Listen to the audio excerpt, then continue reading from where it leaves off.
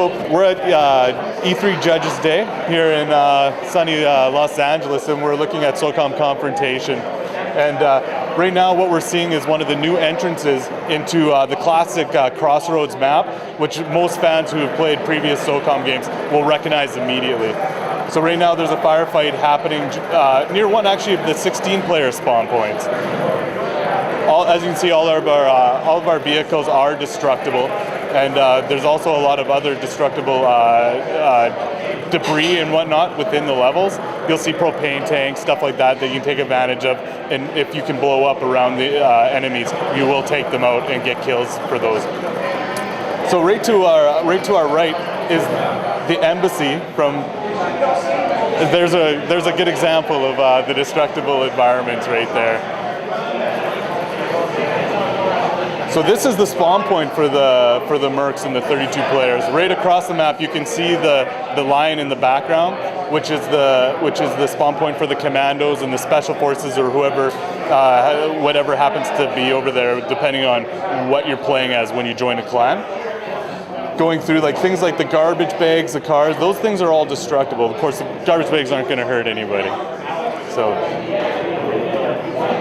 we have lots of dynamic effects in the level that really bring out and highlight a lot of the firefights.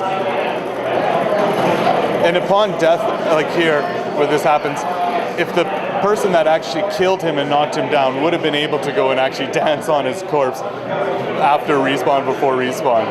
So before, in Crossroads, before we did the expansion, this road always kind of existed, but it was blocked off. And at this point, we've now opened it up and have that as one route into the actual game, into the actual core of the Crossroads.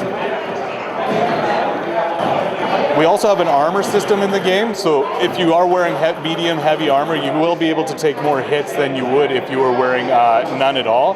However, headshot's always a headshot, so that strategy always applies depending on how you want to go about it. Your mobility will slow down, but you will be able to take more hits, and it's completely up to the player. So as you can see, our merc is running around. There's different areas, like if you jump over this and down, you're going to hit some water. This is waist height, but you'll be safe, and at this point you can crawl out of this. This just happens to be one extra way to get into the center of the level a little faster. We don't want to stop the players from getting into combat or getting into the heat of the battle, especially in a suppression game mode, which is typically a death match. If you stay completely stopped for a second, we have a lean and peak system. By using the 6-axis, you can go side to side.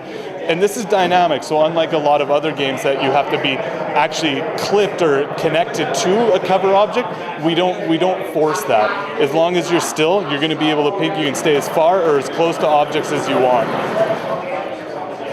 It just allows a little more versatility to our levels and to the characters. You can see in the background is the classic tower that was in the original SOCOM Crossroads level. It's still available. You can get up there and control most of the middle of the map by doing so in the courtyard area around the gazebo. You notice that we have all there's also, if people are firing around you, you'll see that the threat indicator on your reticle. There's lots of rooftop accesses now. So one of the things that we really wanted to push forward was allow the momentum and the mobility through level in a way that didn't exist in the previous level.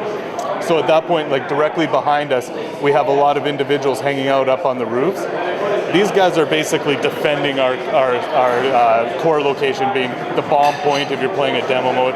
They also are just hanging out there defending these major roads.